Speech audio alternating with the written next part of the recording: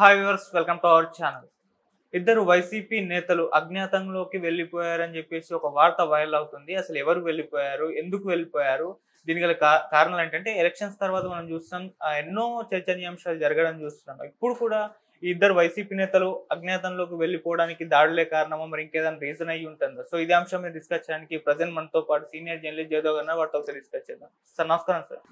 Sir ఇద్దరు YCP నేతలు, వాళ్ళు కూడా అన్నదమ్ములు అంట కదా, మరి వాళ్ళిద్దరు ఇప్పుడు అజ్ఞాతంలోకి వెళ్ళిపోయారన్న ఒక వార్త వైరల్ అవుతుంది సార్. ఎవరు మరి వాళ్ళు ఎందుకు అజ్ఞాతంలోకి వెళ్ళిపోయినారు సార్? ఎవరు అంటే ఇప్పుడు రాష్ట్ర వ్యాప్తంగా కూడా ఎస్పెషల్లీ పల్నాడు, రాయలసీమలో కొన్ని ప్రాంతాల్లో కొంచెం ఉద్రిక్త వాతావరణాలు ఉన్నాయి. ఎందుకున్నాయి అని అంటే రకరకాల కారణాలు. కొంతమంది ఏం చెప్తున్నారంటే 5 ఏళ్ళు అసలు వీళ్ళు మమ్మల్ని బాగా ఇబ్బంది పెట్టారు, రుబాబు చేశారు, ఇంక మీ పని అయిపోయిందిరా, మీ సంగతి చెప్తాం అనుకొని అంతవరకు కాముగా ఉన్న వాళ్ళు వీళ్ళు గట్టిగా ప్రశ్నించడం. అరే నెక్స్ట్ కూడా మేమేరా, 5 ఏళ్ళ తర్వాత ఏంటి, నెక్స్ట్ 5 ఏళ్ళు మేమే, మీరు మాకు తల ఎదురు సమాధానం చెప్పడం ఏంటి అని చెప్పి వీళ్ళు ఇబ్బంది పడటం. అలాగే మనం అక్కడ చూసాం కూడా, ఒక ఓటరు, సార్ మీ అందరూ లైన్లో ఉన్నాం, మీరు రావాలి కదంటే ఎమ్మెల్యే వచ్చి చేయి చేసుకోవడం, ఆ తర్వాత ఈయన ఎమ్మెల్యేకి చేయి చేసుకోవడం, తర్వాత అనుచరులు వచ్చి కొట్టడం, ఇట్లాంటివి రాష్ట్ర వ్యాప్తంగా చాలా ఘటనలు చూసాం. అయితే ఇది పర్టికులర్గా మాచర్ల, కారంచేడు అంటే పల్నాడు ప్రాంతం ఏదైతే ఉందో, ఈ పల్నాడు ప్రాంతం కూడా ఎందుకో బాగా ఉద్రిక్త పరిస్థితులు నేర్కొన్నాయి.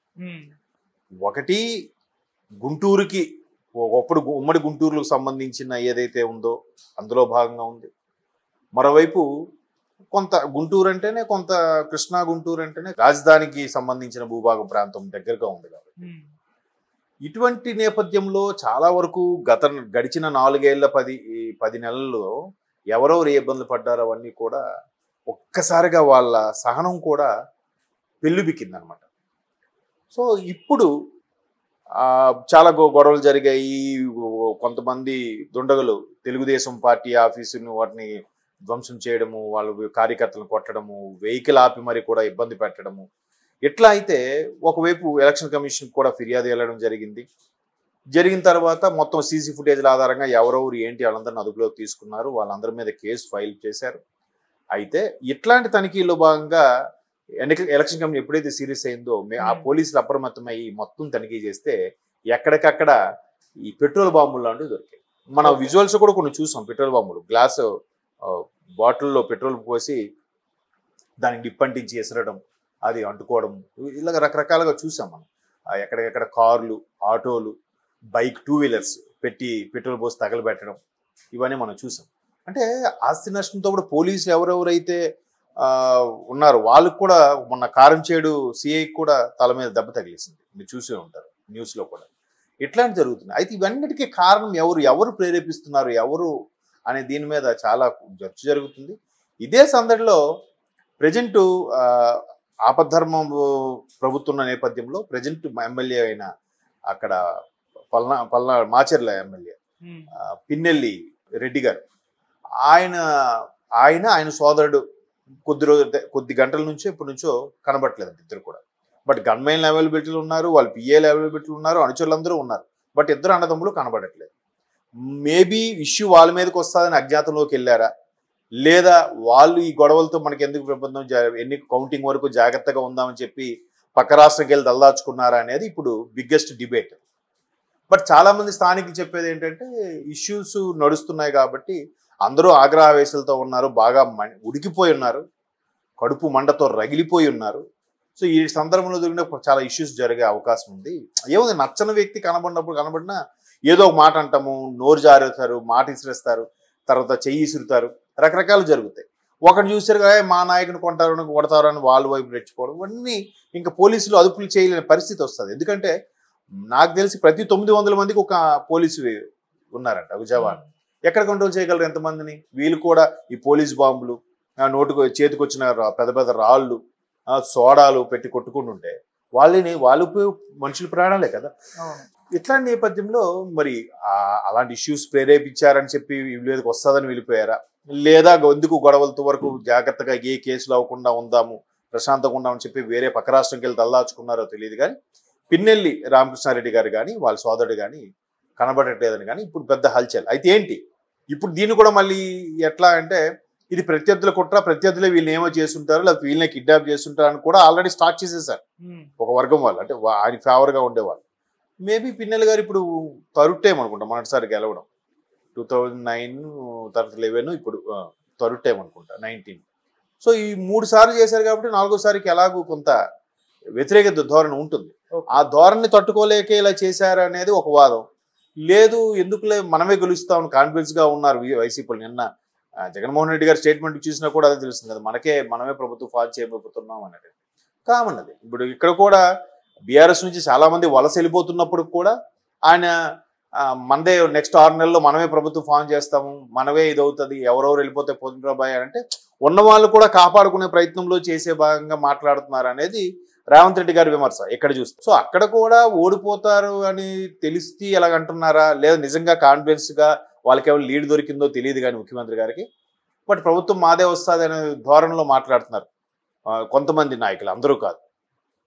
సో దాన్ని ఇంకాస్త ముందుకు తీసుకెళ్ళడానికి ప్రయత్నం చేస్తున్నట్టుగా అనిపిస్తుంది తప్ప, ఈ ఎట్లా ఉన్నప్పుడు ఆల్రెడీ ఎవరెవరైతే బాగా ఇబ్బంది పడి రగిలిపోయారో వాళ్ళందరూ కూడా ఎదురు తిరిగే అంశం ఉంటుంది. ఇదే కరెక్ట్ టైం. మళ్ళీ రేపు గవర్నమెంట్ ఫామ్ అయ్యాక మళ్ళీ ఏమి చేయలేరు.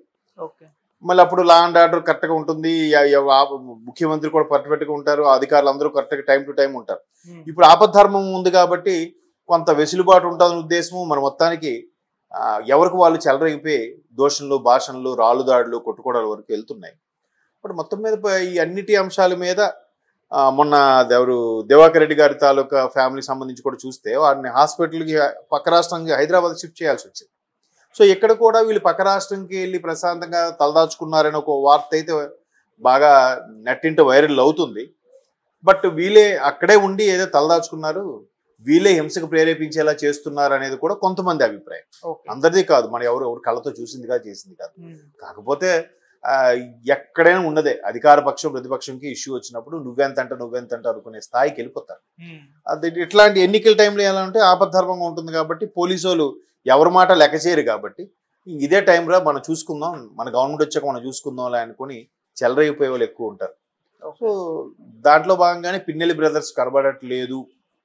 కారణాలు అయితే కరెక్ట్గా తెలియదు, బట్ వాళ్ళైతే ప్రస్తుతానికి కనబడట్లేదు తెర మీద. అక్కడ ఉన్న కార్యకర్తలకు కానీ అనుచరులకు కానీ న్యూస్లో కూడా ఎక్కడ దొరకట్లేదు. ఇప్పుడు అదే మొత్తానికి పల్నాడు అంతా కూడా ఒక హాట్ టాపిక్ గా మారే అవకాశం ఉంది తెలంగాణలో ఇప్పుడు అసెంబ్లీ ఎన్నికల నేపథ్యంలో. బట్ ఆవిడకి అంత ప్రాధాన్యత అయితే ఎందుకో కనబడలేదు కాబట్టి మేబీ మీరు అన్నట్టు మళ్ళా ప్రాంతీయ పార్టీకి వెళ్తే ఏదో మనం ఉనికి కాపాడుకోవచ్చు, అట్లీస్ట్ ఒక రాజ్యసభ ఏదైనా ఇచ్చినా కూడా మన గౌరవం మనకు ఉంటుందిలే అనే ఉద్దేశమైన అయ్యుండొచ్చు. లేదా ఆల్రెడీ చేసి వచ్చాం కదా ఏం వెళ్దాంలే సరే అని ఇప్పటి నుంచే మాక్ డ్రిల్ లాగా గ్రౌండ్ వర్క్ చేసుకుండొచ్చు. మరోవైపు కేసీఆర్ గారు కూడా ఎట్లాంటి స్టేట్మెంట్ ఇస్తున్నారంటే నెక్స్ట్ మందే 6 నెలల తర్వాత ఈ ప్రభుత్వం ఉంటుందో కూడదో తెలియదు, మనమే మళ్ళీ పరిపాలిస్తాం అన్నట్టు కూడా చెప్తున్నారు. దానికి చాలా మంది విశ్లేషకులు చెప్పే అంశం ఏంటంటే ఎట్లాగూ పార్టీ ఖాళీ అయిపోతుంది కాబట్టి ఖాళీ అయిపోకుండా కొద్ది మందినైనా కాపాడుకునే ప్రయత్నంలో భాగంగానే ఈ నెలగా చెప్తున్నాడు అనేది కాంగ్రెస్ వాళ్ళ అభిప్రాయం. ఆయన ఊరికే పార్టీని ఖాళీ అయిపోకుండా ఉండడం కోసం అలా చెప్తున్నాడు, కానీ ఎట్లా వస్తుంది? ఒకసారి ఆయన ఎమ్మెల్యేలని లాక్కు వెళ్ళే ప్రయత్నం కానీ చేస్తే మనం కూడా స్టార్ట్ చేద్దాం. ఆల్రెడీ చెప్పాడు కదా ఆయన ఒకసారి, నా వైపు ఎంతమంది ఎమ్మెల్యేలు ఉన్నారు, నేను గవర్నమెంట్ ఫామ్ చేసినా చేయొచ్చు అన్నాడు. ఇంకో బీజేపీ వ్యక్తి కూడా రేపు జూన్ 4 తర్వాత రాష్ట్రంలో చాలా పరిణామాలు చోటు చేసుకుంటా అన్నారు. రకరకాలుగా అదిగో పులంటి ఇదిగో తోక అనే విధంగా రకరకాలుగా వాదనలు వినిపిస్తున్నాయి. కొన్ని రకాల వాస్తవాలుగా తెలియజేసే కొన్ని మాటలు వినిపిస్తున్నాయి. కాబట్టి ఏమైనా జరగచ్చు అనేది క్వశ్చన్ మార్క్. బట్ గ్యారంటీ ఎవరు చెప్పలేదు. బట్ రాజకీయాలు ఏదైనా సమంజసమే. ఇది అవ్వదు అనడానికి లేదు, లేదా ఇదే అవుతుంది అనడానికి లేదు. దాంట్లో పర్టికులర్గా గేమ్ రూల్స్ ఏమీ ఉండవు. దాన్ని ఎలాగైనా ఆడొచ్చు. నువ్వు మోసం చేసాడు, టెక్నిక్ ప్లే చేసాడు, మ్యాజిక్ ప్లే చేసాడు, లేదంటే నమ్మించి వాస్తవాలని అవాస్తవాలుగా చూపించేనా ఎలాగైనా ఆడొచ్చు. గేమ్ రూల్స్ అంటే ఏవి ఉండవు కదా. కాబట్టి మేబీ మీరు అనుకున్నట్టుగా కొంచెం దాన్ని ఏమంటారు, ఊర్లలో ఒక సామెత ఉంటుంది, పరిగెట్టి పాలు తాగే కన్నా నిలబడి నీళ్ళు తాగడం బెటర్ రా బాబు. ఆ పాలు తాగేది పెద్ద పెద్ద నేషనల్ పార్టీలో ఉండడం ఎందుకు? ఆ కేసీఆర్ గారితో నెక్స్ట్ ప్లేస్ ఆవిడదే, విజయశాంతి గారు మంచి, ఎందుకంటే ఆల్రెడీ కేసీరావు గారు బయటకు వెళ్ళిపోయారు, కడి శ్రీహరి గారు బయటకు వెళ్ళిపోయారు. ఇంకెవరున్నారు సీనియర్లు? ఉన్నారు కొద్ది ముగ్గురు, కానీ ఎవరు నోరు మెదపట్లేదు, మాట్లాడట్లేదు. కొద్దిగా ఈవిడ రెబల్గా మాట్లాడింది అనుకోండి, మంచి కేసీఆర్ గారితో మళ్ళీ చెల్లెమ్మ బ్యాక్ టు బీఆర్ఎస్ అన్నట్టుగా వస్తుంది కదా, అలా కూడా అయ్యుండొచ్చు. లేదా ఎట్లాగూ అలాంటి ఆవిడ వస్తుంది అనుకుంటే వీళ్ళు కూడా రెడీ టు వెల్కమ్, ఎందుకంటే ఇక్కడికి ఒక ఖాళీ అయిపోతుంది. వాళ్ళకు కూడా అవసరమే నాయకులు. ఇట్లా స్టేజ్ మీద ప్రెస్ మీట్లో గట్టిగా మాట్లాడే వ్యక్తి కూడా కావాలి. చూద్దాం రాబోయే రోజుల్లో ఏం జరుగుతుందని. Okay, thank you so much.